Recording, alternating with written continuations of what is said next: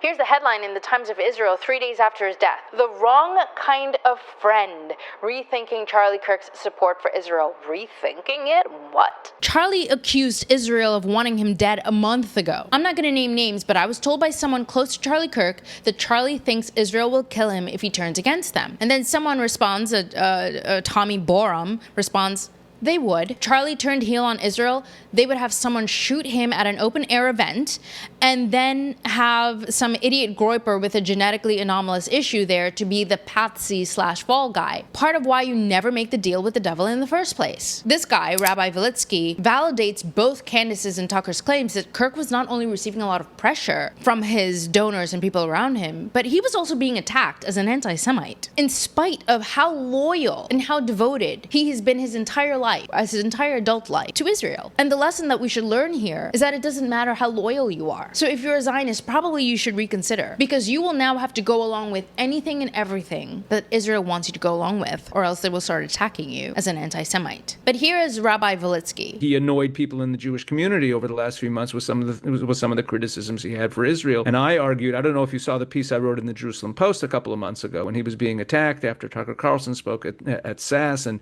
people were calling him an anti-Semite. And little do they know, half the time he's on college campuses, all he's doing is hasbara and defending Israel. And he doesn't even want to be. He doesn't even know the issues that well, but he's forced to. But he dutifully, with a smile on his face, defends Israel left and right. We all saw what he did in England, passionately defending Israel. And that's not even what he wants to be doing.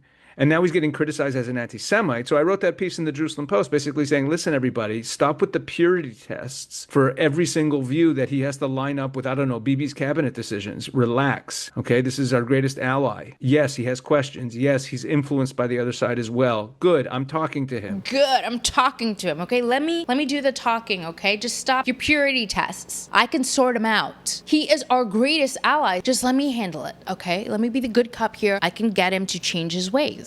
Just relax. That's essentially what Rabbi Velitsky is saying right here. He was getting asked about the Talmud, which is crazy, and he actually was able to provide very good answers. Better answers than probably 98% of Jews probably could offer there. This is what Rabbi Velitsky was trying to convince these donors, right? Charlie Kirk was doing a really good job at Hasbara. He was dispelling questions about the Talmud better than 98% of Jews. He was doing a better job than Jewish people at defending Israel and Jews and their Talmud. And yet they still couldn't back down and stop calling him an anti-Semite and stop treating him like an enemy and stop pulling funding from TPUSA. This is what Charlie Kirk must have meant when he was talking about hyper-paranoia. I think it's a hyper-paranoid, we're going to just stamp out everything type of practice. The second point that Rabbi Velitsky makes here is that Charlie Kirk has been doing Hasbara this whole time, and he doesn't even want to. But he's forced to because that's what he's getting paid to do, and he does it dutifully with a smile on his face. Little do they know, half the time he's on college campuses, all he's doing is hasbara and defending Israel, and he doesn't even want to be. He doesn't even know the issues that well,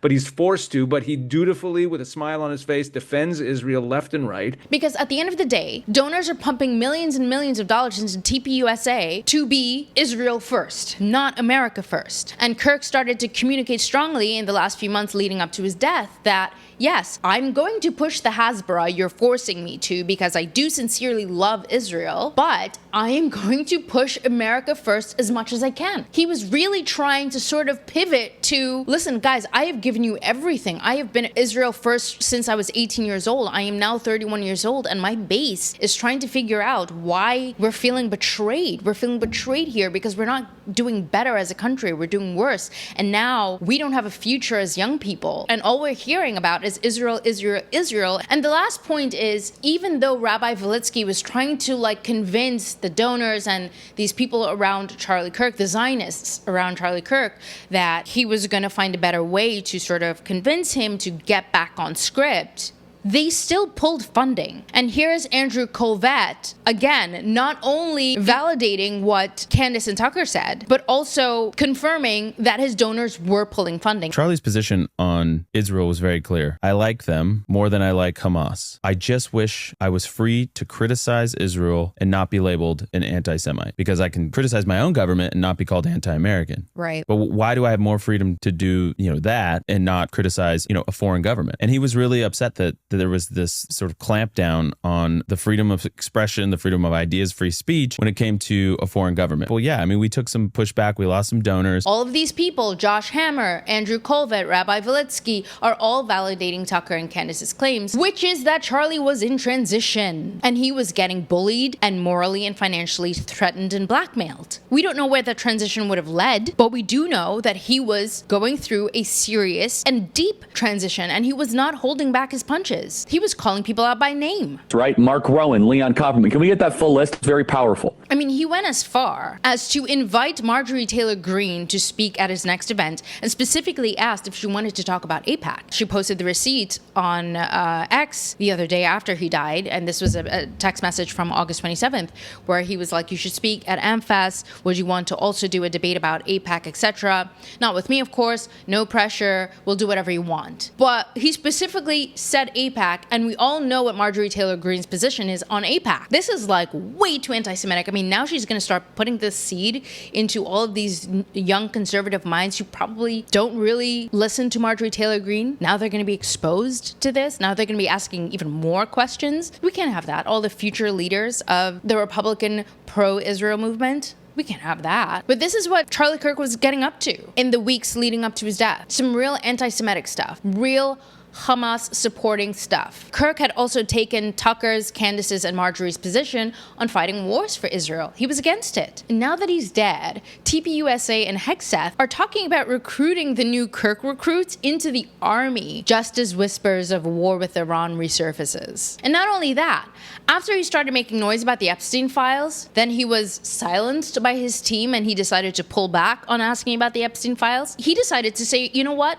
Screw that. I really do want to stay focused on the Epstein files. And so he reignited his interest in the Epstein files. As Rabbi Valitsky admitted, Charlie Kirk didn't know enough, actually, on how to be a Hasbro person. Like, he got regular talking points, but we have to kind of consider that for much of his life, he hasn't had to focus on defending Israel for much of his tenure at TPUSA, right? This is sort of new to him. So he had to be now coached by all these people. It got to the point where these campus talks that Charlie was doing, give or take, these are his words, not mine, he would say that roughly half, 50% of the questions that he got asked were all on Israel, Jews, which first of all is disturbing. It's mind-boggling. It's frankly disturbing. That is not a sign of a healthy society.